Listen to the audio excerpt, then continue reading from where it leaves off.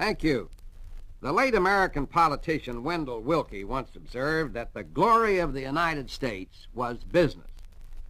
Another famous American, and one who had greater luck in his bid for the presidency, was Calvin Coolidge. Silent Cal, he was called.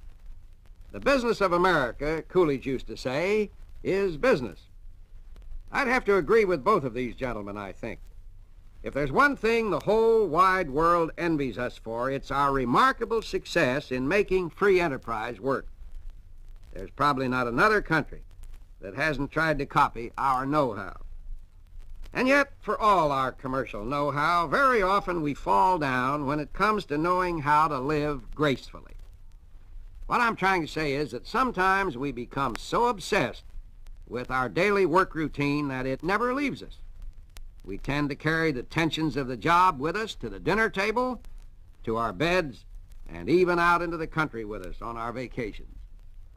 Not too long ago, when I was out on the West Coast, I had the pleasure of spending an evening with Desi Arnaz in his country home. There he sat after a high-tension day on location for a new TV series, cool as a cucumber.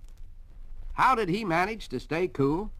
Well, Desi said it involved throwing away his wristwatch. I confess I was a little startled by this remark.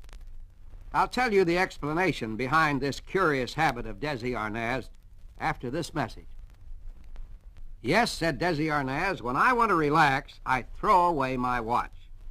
Well, I thought if it works, fine. But what an expensive way to unbend. Actually, it turned out that what he does is throw his watch into a dresser drawer as soon as he comes into the house. And then he slams the drawer shut with a bang. After that, he said, and then he came up with a beautiful phrase, I take a vacation from tension. Desi Arnaz's secret lies in simply ignoring time. If somebody tells him it's time to eat, he tells him it's not time to eat because he isn't hungry. If somebody tries to pull him off the beach because it's time for bed, he tells him the stars are out and the moon has just come up. It's time for bed, he says, when he gets sleepy. You know, a little nature goes a long way. You don't even have to live in the country to find it. A tree in the park will do. Any old hilltop is good enough. Just throw away your watch and let that little bit of nature creep into your soul.